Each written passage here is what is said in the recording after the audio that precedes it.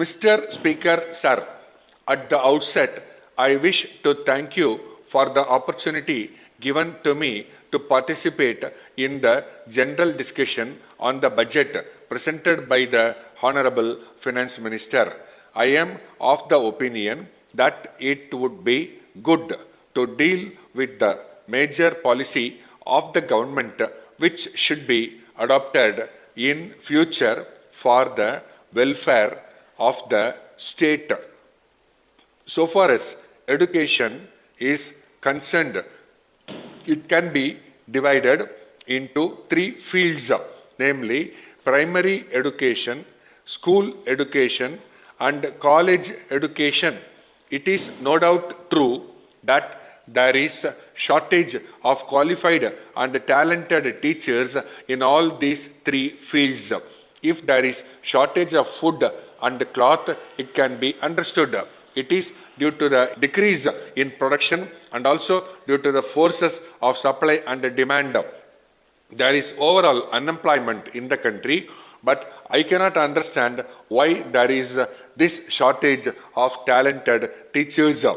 In spite of the salary of teachers being raised, there is a feeling that it has not been raised in proportion to the rise in salaries in other fields. As a result, the talented men try to get employment elsewhere and they choose teaching profession as a last resort.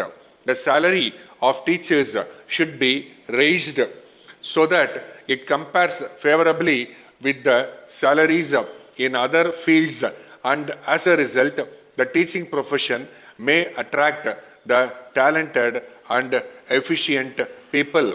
This will help to a large extent in solving the problem of shortage of qualified and talented teachers in the field of education.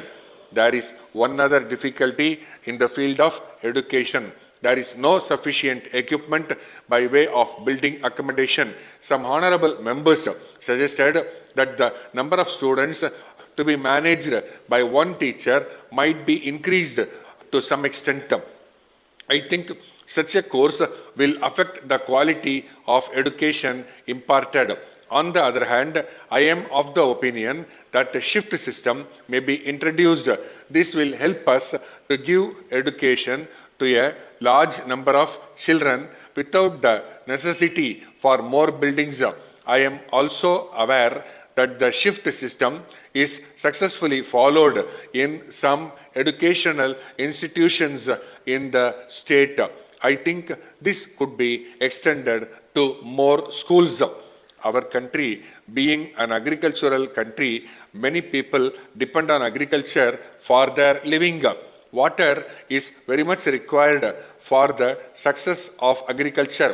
Irrigation facilities should be provided to the farmers.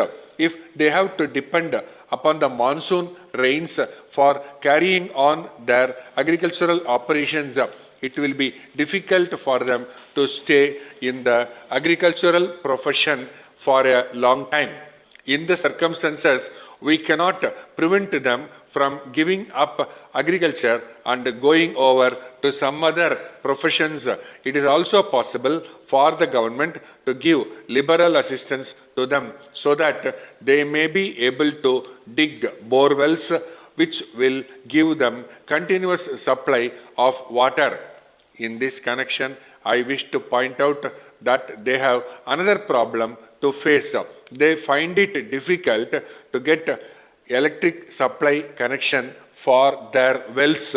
Even if they manage to get such connections, the supply of electricity is not regular.